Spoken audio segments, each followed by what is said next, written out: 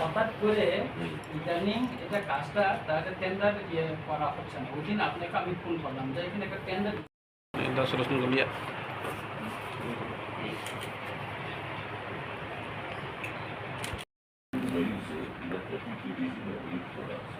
কেন করা হচ্ছে, কে কে বলতে পারে?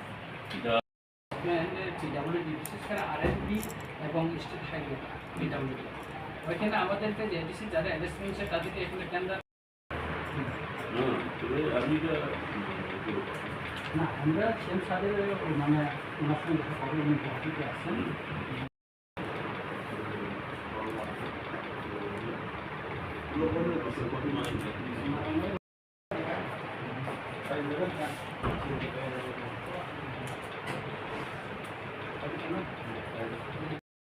সাহেবের সঙ্গে দেখা করতে এসেছে এখানে।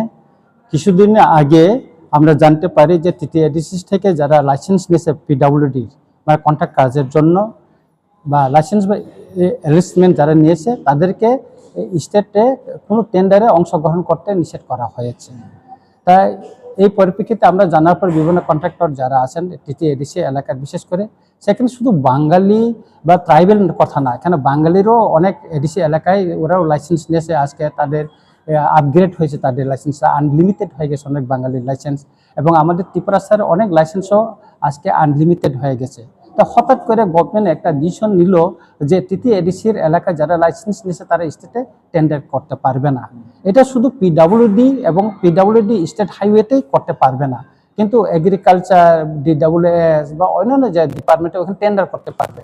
তো হঠাৎ করে কেন পিডব্লিউডি, আরএনবি এবং স্টেট হাইওয়েতে এই নিষেধাজ্ঞা করা হলো সেটা আমরা জানতে এসেছিলাম।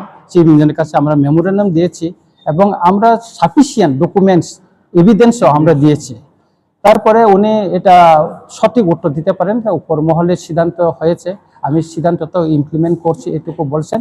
আর আমাদের মেমোরেন্ডামটা তিনি আজকে উপর মহলে পাঠাবেন বলে করেছেন আর কি। আগামীকাল আমরা পিডব্লিউডি সেক্রেটারির সঙ্গে দেখা করবেন। উনি নতুন আসছেন মিস্টার গোয়েল, কিরণ গিট্টর সাহেব কালকে রিপ্লেস মানে চলে গেছেন আলাদা জায়গায় ট্রান্সফার হয়ে।